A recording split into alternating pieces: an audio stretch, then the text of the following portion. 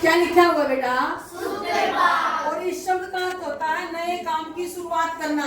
जब कोई भी नया काम किया जाता है तो कहते हैं कि हमने उस नए काम की शुरुआत की, उसका सूत्रपात किया।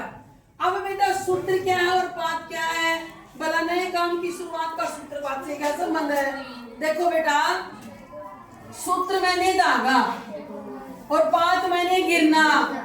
धागा गिरना, भला धागा गिरने का नए काम से क्या संबंध है? यहाँ देखो एक शब्द क्या हुआ? हिमपात। हिमपात का क्या होगा? बर्फ का गिरना।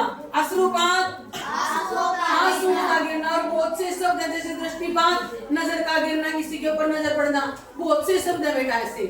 तो अब हमारा जो सूत्रपात है बेटा, धागे का गिरना, भला इसका नए काम की शुरुआत से क्या संबंध है? संबंध है बेटा, पहले क्या होता था?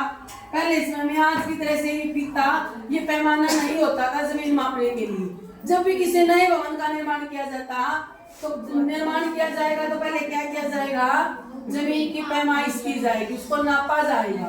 तो उसके लिए बेटा धागा लिया जाता और धागे के एक छोर पर लकड़ी का गुटका बांध दिया जाता और उस जमीन की पैमाइश करने के लिए उस धागे को नीचे गिराया जाता था, गुटके को। और गुटका नीचे जाएगा तो धागा भी नीचे जाएगा, यानी सूत्रपात, धागे का नीचे गिरना।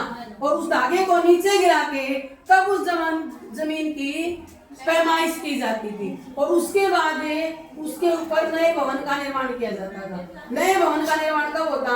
जो पहले सूत्रपात हो लेता, यानी सूत्रपात होगा, धागा जमीन पर गिरेगा और गिरेगा तब जमीन की पैमाइश होगी और उसके बाद नए भवन का निर्माण होगा।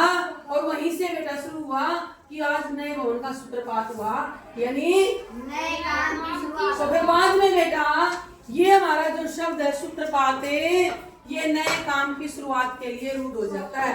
कोई भी नया काम करे तो ये कहते हैं कि मैंने उस काम का सूत्रपात किया।